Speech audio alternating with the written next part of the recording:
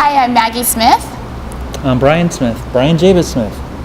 For the last 3 years, my husband Brian has been working really hard to find stories in Tucson, which is our hometown, and interview people that most people would turn away from or perhaps roll their window up at, and instead he's embracing open-heartedness and having them tell their stories. So when they were compiled into a book last year, I really wanted, as a filmmaker, to help facilitate some of those stories getting onto the big screen.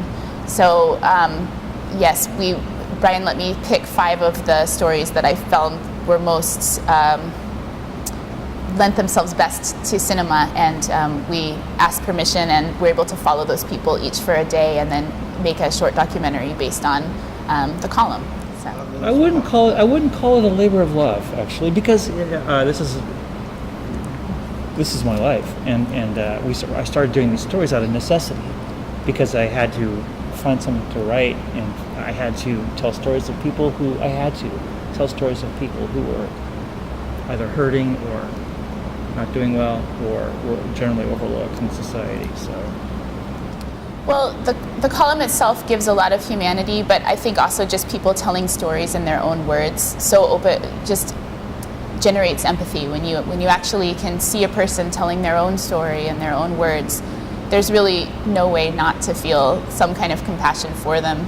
And all of these stories, I felt like had a lot of suffering, but also a huge degree of transcendence, which is something Brian's good at bringing out. Just by bearing witness to their suffering, you see their humanity, and that's something that was really important to me in the film, and also why we didn't use music to underscore any of their. Yeah. We didn't want to manipulate in any way. We Yeah. wanted them to tell their stories as much as possible. Well, I didn't finish high school, and for years I've done my own share of suffering in one way or another, whether self-imposed or not. I've been homeless, I've been a drug addict, I've played music for years as a musician, and that's it's pretty telling too. I just have a kinship with people who are on the fringes. I just do. I can't explain it. People ask me that question all the time. It's empathy, maybe?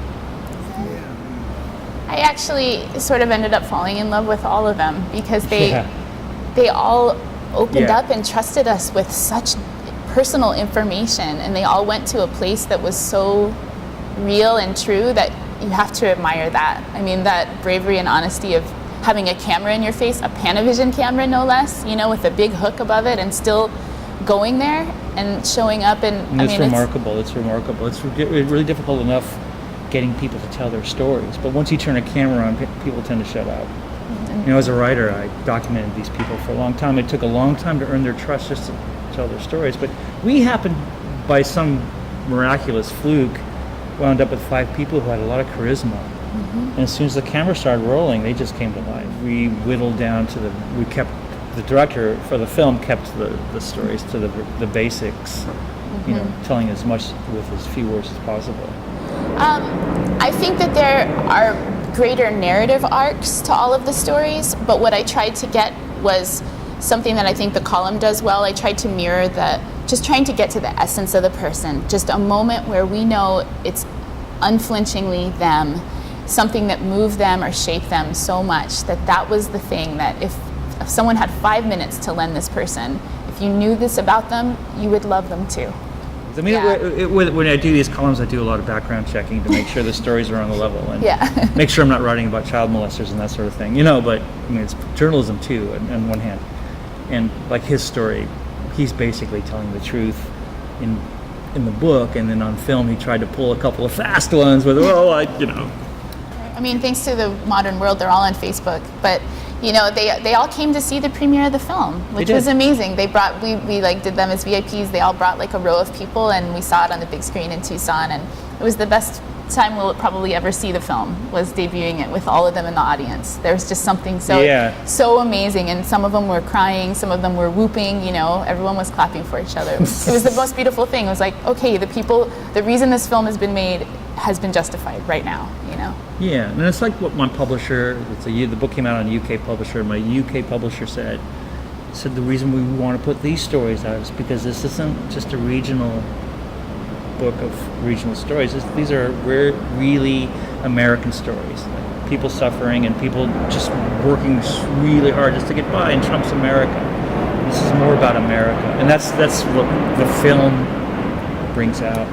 This could be in Omaha or Austin or Memphis or Portland, Maine. These are my favorite people. These are my people, and by some miraculous fluke, we're able to document them. Yeah. You know, I became a writer probably to do this sort of thing. That everyone has something worth sharing with you.